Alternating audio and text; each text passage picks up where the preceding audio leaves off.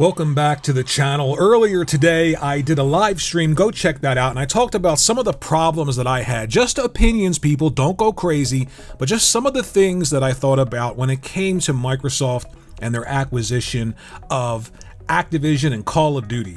And breaking news, the FTC moved to block the deal a day after Microsoft staff met with the agency representatives to discuss the lawsuit. Quote, according to a person familiar with the meeting who spoke on the condition of anonymity to discuss a private meeting, Smith said the company offered proposed concessions to the agency earlier in the week.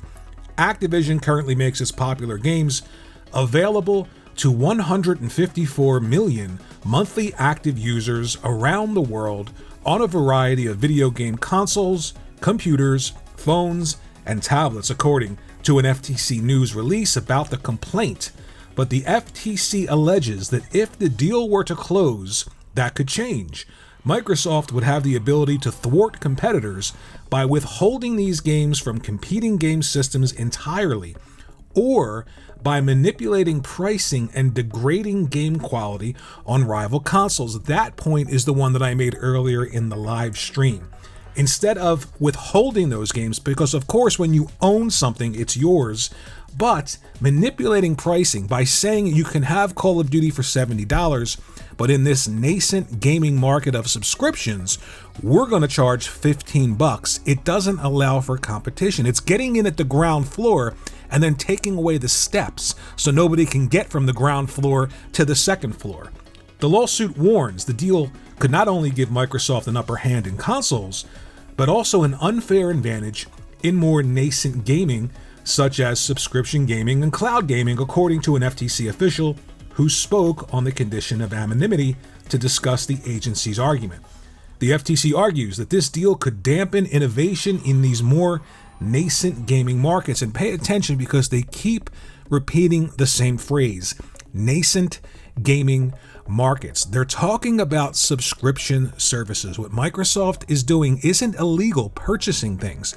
However, when you have a market like subscriptions, you have to allow for competition. And if you're taking content away and saying some of the biggest, best content is now ours, other people can have it, but in the nascent gaming market of subscriptions, we're essentially going to give it away for $15 while everyone else in that market has to charge $70. They can't put it in their competing subscription services. That is not okay. Microsoft's gaming business, Xbox, made $3.6 billion in the quarter ending in September. Xbox consoles trail behind both rival Japanese console makers, Sony and Nintendo companies in sales. The company told a UK antitrust regulator in October. Microsoft has a record of acquiring gaming content and then using it to squash competition from rival console makers, according to the FTC. The agency cited Microsoft's acquisition of game developer ZeniMax, and it says that the company subsidiary made titles including Starfield and Redfall, which were originally in development before Microsoft purchased that publisher on every console. Then they made those exclusive to Microsoft devices, despite previous assurances to European regulators. So Microsoft assured European regulators that once they purchased this publisher, those games, Starfield and Redfall, would be available everywhere. And then once the deal closed, they said, sorry about that assurance that we gave you. Essentially, we lied. Microsoft has also shown that it can and will withhold content from its gaming rivals, said Holly Vidova, the FTC's Bureau of Competition director, said in a news release.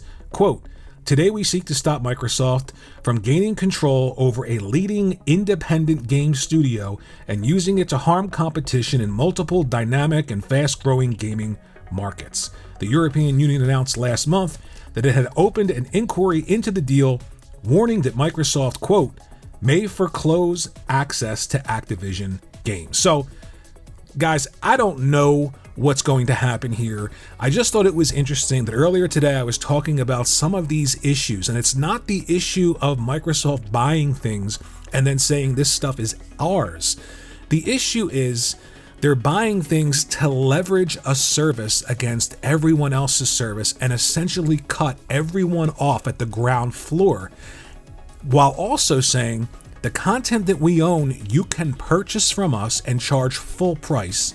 You can't put it in your competing subscription services or anyone else's competing subscription service.